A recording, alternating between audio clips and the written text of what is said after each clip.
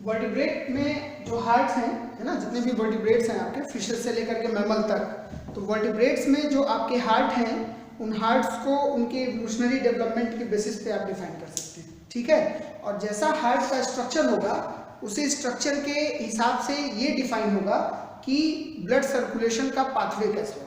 जैसा आप किताबों में पढ़ते होंगे single circuit circulation, double circuit circulation, है ना, डबल में भी कंप्लीट है, इनकम्प्लीट है। तो ये जो पाथवे डिफाइन होते हैं सर्कुलेशन के, ये हार्ट के स्ट्रक्चर पे बेस्ड होते हैं, हार्ट के स्ट्रक्चर पे डिपेंड करते हैं, है ना। तो वर्टिब्रेट्स में अगर हम देखें तो वर्टिब्रेट्स में 3 तरह का हार्ट हमें देखने को मिलता है। पहला है 2 चैम्बर्ड, है ना, यानी सिर्फ 2 ही चैम्बर होंगे, तो 2 चैम्बर्ड हार्ट, 3 चैम्बर्ड हार्ट जिसमें 3 चैम्बर होंगे, और देन 4 चैम्बर्ड हार्ट, ठीक। 2 चैम्बर्ड हार्ट में जाहिर सी बात है 2 चैम्बर हैं, तो एक ऊपर का एट्रियम होगा और एक वेंट्रिकल होगा, ठीक है, यानी 1 एट्रियम एंड 1 वेंट्रिकल, तो 2 चैम्बर आपको मिलेगा। वहीं 3 चैम्बर हार्ट की बात करेंगे, 3 चैम्बर, तो इसमें आपको 2 एट्रियम मिलेंगे, यानी एट्रियम में डिवाइडेशन हो गया। देखिए यहाँ से ये पार्टीशन वॉल आ रही है, यहाँ तक इसने इसको डिवाइड कर दिया है, तो इसलिए जो एट्रियम था वो 2 हिस्से में बट गया, एक लेफ्ट एट्रियम और एक राइट एट्रियम, लेकिन वेंट्रिकल अभी भी अनडिवाइडेड है, ठीक है, तो इसलिए 3 चैम्बर्ड हार्ट है।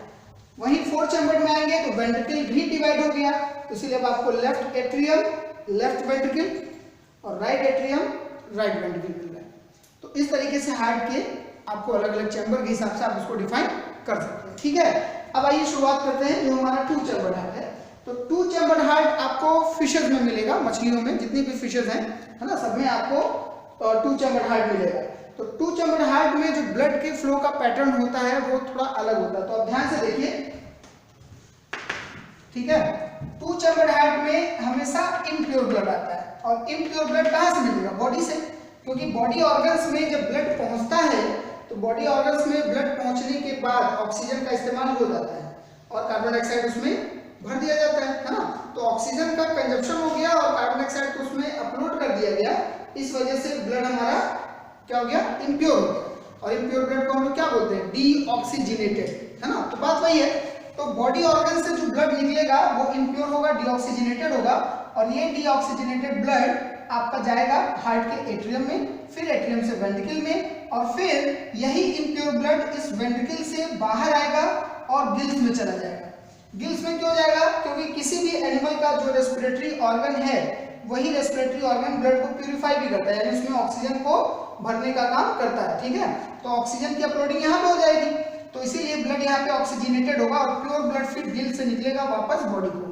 तो इस तरीके से देखा जाए तो एक सिंगल प्लान है, और इस सिंगल प्लान में पूरा ब्लड सर्कुलेशन आपका डिफाइन हो जा रहा है, ठीक है। कोई दूसरा पाथवे नहीं बन रहा है, एक सिंगल पाथवे से, एक सिंगल सर्किट से पूरा ब्लड का फ्लो हमें नजर आ रहा है। तो इसीलिए 2 चैम्बर्ड हार्ट मछलियों में है, फिशेस में है, और जिनमें 2 चैम्बर्ड हार्ट होगा उसमें ब्लड सर्कुलेशन पाथवे कैसा होगा? Single circuit circulation. बात क्लियर हुआ? Single circuit circulation. उसके बाद और एडवांस लेवल पे चले, 3 चैम्बर्ड हार्ट। 3 चैम्बर्ड हार्ट आपको मिलेगा एम्फीबियंस में और रेप्टाइल्स में। तो देखिए, कहने के लिए अगर देखा जाए, है ना, कॉन्सेप्चुअली अगर देखा जाए तो कॉन्सेप्चुअली एम्फीबियंस में भी 3 चैम्बर्ड हार्ट है और रेप्टाइल्स में भी है, लेकिन एक्चुअल में जो रेप्टाइल्स होते हैं, रेप्टाइल्स में हमारा 3.5 चैम्बर होता है, 3.5 चैम्बर होता है, 3.5। अब हाफ का क्या कॉन्सेप्ट है तो अभी हम लोग उसको देखेंगे, फिलहाल पहले 3 चैम्बर पे फोकस करते हैं। तो 3 चैम्बर हार्ट में 2 एट्रियम हो गया, 1 वेंट्रिकल हो गया। तो देखो, हार्ट में हमेशा, किसी का भी हार्ट हो वर्टिब्रेट्स में, हार्ट में हमेशा लेफ्ट साइड वाले पार्ट में प्योर ब्लड होता है और राइट वाले में हमेशा इम्प्योर ब्लड होता है, ठीक है। तो ये चीज याद रखिएगा। इसीलिए देखो, लेफ्ट एट्रियम में प्योर ब्लड आ रहा है, और प्योर ब्लड कहां से आएगा? जो रेस्पिरेटरी ऑर्गन है। तो अगर एम्फीबियंस का मान के चले, ठीक है, एम्फीबियंस यानी फ्रॉग, तो फ्रॉग के केस में स्किन से भी रेस्पिरेशन होता है, लंग्स से भी होता है। तो स्किन और लंग्स दोनों काम कर रहे हैं, तो वहां से ब्लड प्योर होकर के आ रहा है। लेकिन जब आप रेप्टाइल्स की बात करोगे तो रेप्टाइल्स में स्किन से रेस्पिरेशन नहीं होता, सिर्फ क्या होता है? लंग्स। तो रेप्टाइल के केस में यहाँ ओनली लंग्स हो जाएगा, ठीक है। तो खैर, इस ऑर्गन से ब्लड प्यूरिफाई होकर के लेफ्ट एट्रियम में आया, लेफ्ट एट्रियम से कहां गया? वेंट्रिकल में, क्योंकि वेंट्रिकल एक ही है, वेंट्रिकल का डिवाइडेशन नहीं हुआ है। दूसरी तरफ बॉडी में जो ब्लड इस्तेमाल हुआ है वो इस्तेमाल होने के बाद इम्प्योर हुआ, इम्प्योर ब्लड राइट एट्रियम में आया, और इस तरीके से राइट एट्रियम से वो ब्लड कहां जा रहा है? वेंट्रिकल में। तो आप देख सकते हैं वेंट्रिकल में प्योर और इम्प्योर दोनों ब्लड मिक्स हो जा रहे हैं और फिर वो मिक्स्ड ब्लड पंप हो रहा है। क्या हो रहा है? मिक्स्ड ब्लड पंप हो रहा है। पंप होकर के उसका कुछ हिस्सा वापस प्यूरिफिकेशन के लिए जा रहा है और कुछ हिस्सा बॉडी को चला जा रहा है। ठीक है, तो इस तरीके से दो पाथवे तो दिख रहा है, एक पाथवे इधर दिख रहा है, एक पाथवे इधर दिख रहा है, लेकिन दोनों पाथवे में ये कॉमन है, यहाँ पे सेपरेशन नहीं है बिल्कुल, है ना। तो इसीलिए डबल सर्किट पूरी तरह से नहीं हुआ है, तो हम इसको बोलेंगे इनकम्प्लीट डबल सर्किट सर्कुलेशन, या सिंपली आप बोल सकते हैं इनकम्प्लीट डबल सर्कुलेशन। क्लियर? अब आइए 4 चैम्बर की बात करते हैं। नहीं सॉरी, पहले आप इसको समझिए, रेप्टाइल्स का जो 3.5 चैम्बर था, इसका क्या कॉन्सेप्ट था। तो जैसे अगर आप रेप्टाइल का हार्ट बनाइए,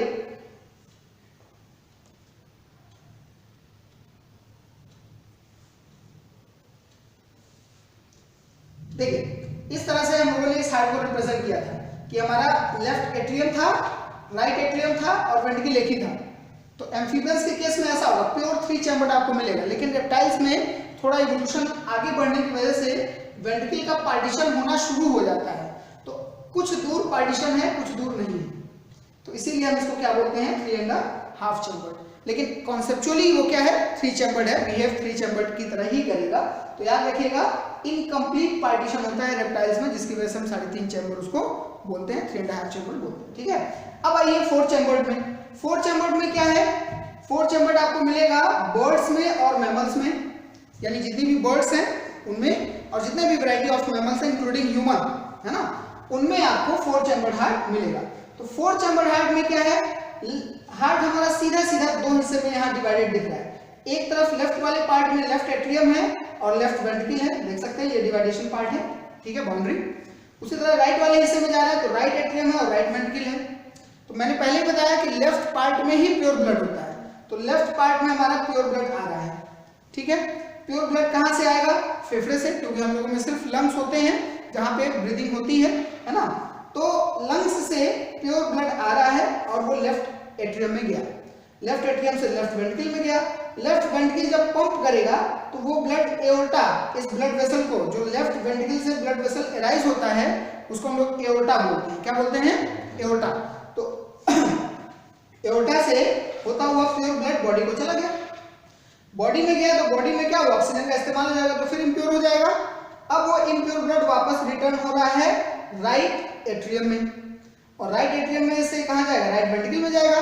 और राइट वेंट्रिकल जब पंप करेगा तो ये इम्प्योर ब्लड पल्मोनरी आर्टरी से होता हुआ वापस फेफड़े को चला जाएगा, क्योंकि पल्मोनरी आर्टरी फेफड़े को ब्लड ले जाती है प्यूरिफिकेशन के लिए, है ना, लंग्स को।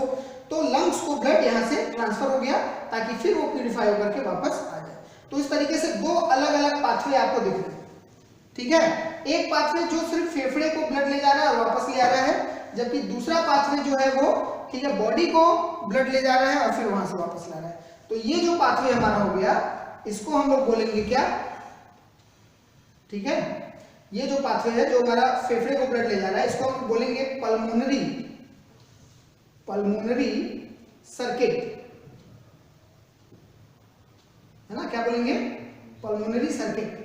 जबकि इधर वाला पूरे बॉडी को जा रहा है तो बॉडी मतलब सिस्टम, तो इसलिए इसको बोलेंगे सिस्टेमिक सर्किट, सिस्टेमिक सर्किट। तो एक हो गया पल्मोनरी सर्किट और एक हो गया सिस्टेमिक सर्किट। तो पल्मोनरी और सिस्टेमिक 2 सर्किट बनते हैं अलग अलग, इसीलिए यहां पे क्या है, कंप्लीट डबल सर्किट सर्कुलेशन। कोई दिक्कत?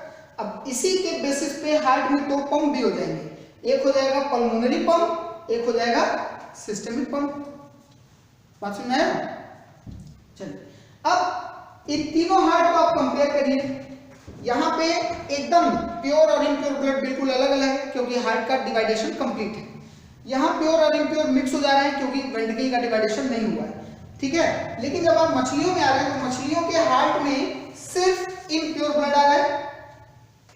देख लीजिए, फिशेस में क्या हो रहा है, सिर्फ इम्प्योर ब्लड आ रहा है। तो ऐसा हार्ट जो इम्प्योर ब्लड को कलेक्ट भी करता है और इम्प्योर ब्लड को पंप भी करता है ना, ऐसे हार्ट को हम लोग बोलते हैं वेनस हार्ट, वेनस हार्ट। तो याद रखिएगा, वेनस हार्ट क्या होता है, वो हार्ट जिसमें सिर्फ इम्प्योर ब्लड आता है और इम्प्योर ब्लड ही पंप होता है। ठीक है, तो ये आपको कहां मिलेगा, फिशेस में। देखिए जो फोर चैम्बर्ड हार्ट है, फोर चैम्बर्ड हार्ट बेसिकली तो आप देखेंगे बर्ड्स और मैमल्स में मिलता है, और जबकि रेप्टाइल्स में आपने क्या लिखा है, थ्री चैम्बर्ड हार्ट। लेकिन रेप्टाइल्स में एक एक्सेप्शन है। एक्सेप्शन क्या? क्रोकोडाइल, एलिगेटर एंड घड़ियाल, ये तीनों अलग अलग होते हैं। कई लोग सोचते हैं एक ही होता है, ठीक है। तो क्रोकोडाइल और क्रोकोडाइल जैसे दिखने वाले एलिगेटर और घड़ियाल में आपका क्या मिलेगा, फोर चैम्बर। तो फोर चैम्बर आपको क्रोकोडाइल के फैमिली में भी मिलेगा। तो हम यहाँ लिख दे रहे हैं क्रोकोडाइल। तो क्रोकोडाइल में भी आपको फोर चैम्बर हार्ट देखने को मिलेगा, क्योंकि क्रोकोडाइल एंसेस्टर माना जाता है बर्ड्स का, काफी क्लोज है। इसीलिए माना जाता है कि क्रोकोडाइल वाली फैमिली से ही बर्ड्स का इवोल्यूशन हुआ है। इसीलिए बर्ड्स को हम बोलते हैं ग्लोरीफाइड रेप्टाइल्स। क्या बोलते हैं? Glorified reptiles. तो इसीलिए क्रोकोडाइल में फोर चैम्बर है और उसी फोर चैम्बर से बर्ड्स का इवोल्यूशन हुआ है। तो बर्ड्स में भी आपको फोर चैम्बर हार्ट मिलेगा।